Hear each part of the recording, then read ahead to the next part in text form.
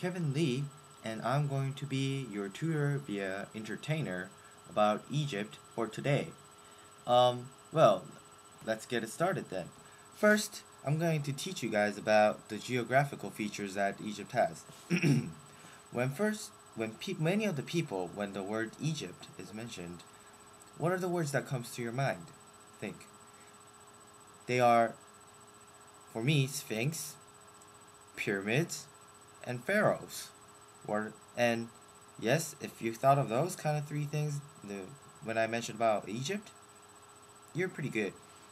Um, Now let's start off with its geographical features. And well, first let's say where is it? Where? Well, it's located in North Africa, of course. And Egypt borders the Mediterranean Sea to the north, the Gaza Strip and Israel to the northeast, the Red Sea to the east, Sudan to the south, and Libya to the west. Um, Egypt holds a gigantic desert, a Sahara Desert, and also Egypt's uniqueness, their pyramids and sphinx within their deserts. However, unfortunately, most of the Egypt is covered in desert. That sucks. There are Arabian deserts, Libyan deserts, and Nubian deserts surrounding Egypt. Three deserts. Poor Egypt. However, the Egyptians hold a very, very large river, one of the biggest, in fact, the Nile River, and Nine Delta. Nine Delta. What is it? Delta is in the fourth alphabet of Greek? No. Delta, you guys should know this by now, but it is from dictionary.com. It says delta is a nearly flat plain of alluvial deposit between diverging branches of the mouth of a river, often though not necessarily triangular. Now you guys know. Uh, and that Nine Delta formed in the Egypt where the Nile River spreads out and drains into the Mediterranean Sea, and it is one of the largest river deltas in the world. The Nile River and the Nile Delta are the only large enough river and natural water flow or water supply to Egypt. And because of that, Egypt's 99% of its agriculture depends on the two river systems. Now let's talk about the tour guides and what's cool to do in Egypt. Well, as you guys know, Egypt holds a very, very, very, very, very, very long history of around 5,000 years. Pretty long. And therefore, it is packed with deep history and deep architects that are very interesting for tourists. But also, Egypt is very famous for swimming. But why? What? It is very ironic how swimming is famous in Egypt because the majority of the Egypt is covered by desert.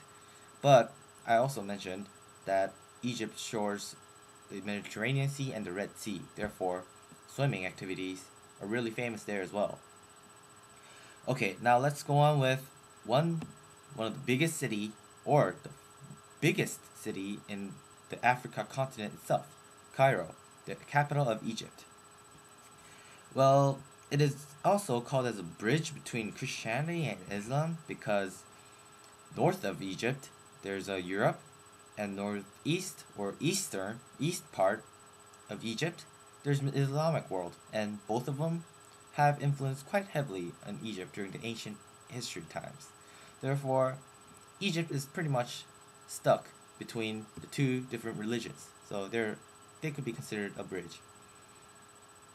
Okay, when talking about Egypt, we cannot forget the pyramids. Pyramids are just phenomenal. And there's the biggest and there are countless tourists to visit the pyramids, resisting the stinging heat waves and the annoying scents that goes into our shoes.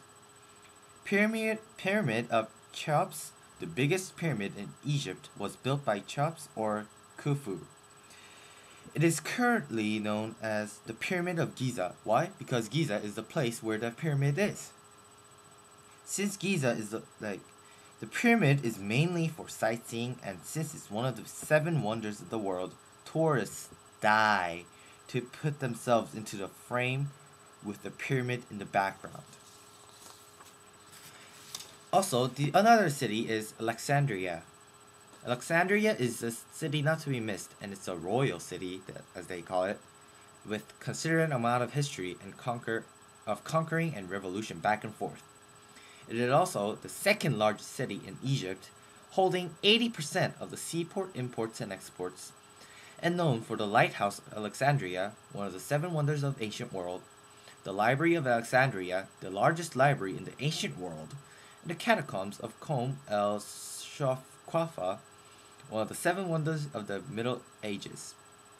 Since the city is near the seas, the Red Sea and the Mediterranean, it is a resort city as well, where numerous tourists visit to see the ancient architect and swim.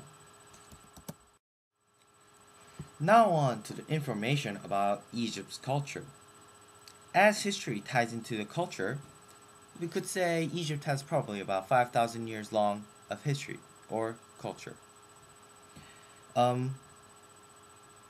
Egypt itself came under the influence of Hellenism, for a time Christianity, and later Arabs and Islamic culture.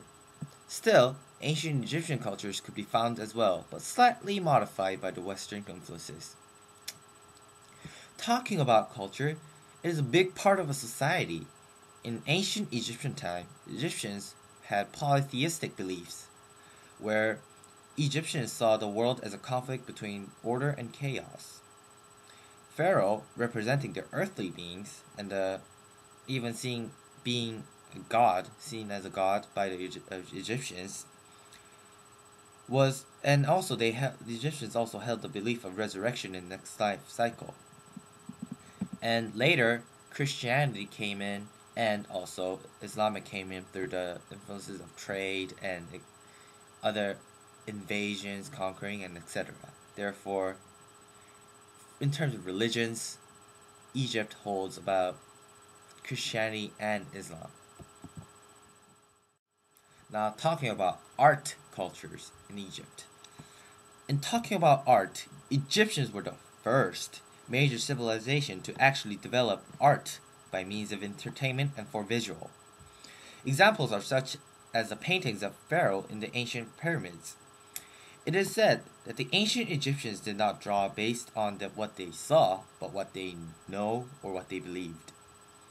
Modern art that is left are ancient Islamic buildings that were left in Egypt, and not to forget the Great Pyramid and the ancient mummies and the wall paintings within the pyramid.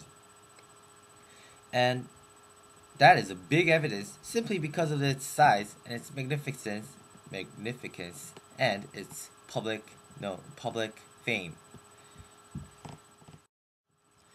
Now, talking about food in Egypt.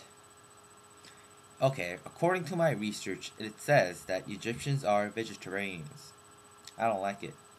I don't like vegetables. However, it is said that now, because of their Nile River and their rich water supply, they have really high quality vegetables, despite the fact that only about like 1%, only about like few percent of the agriculture comes out of Egypt.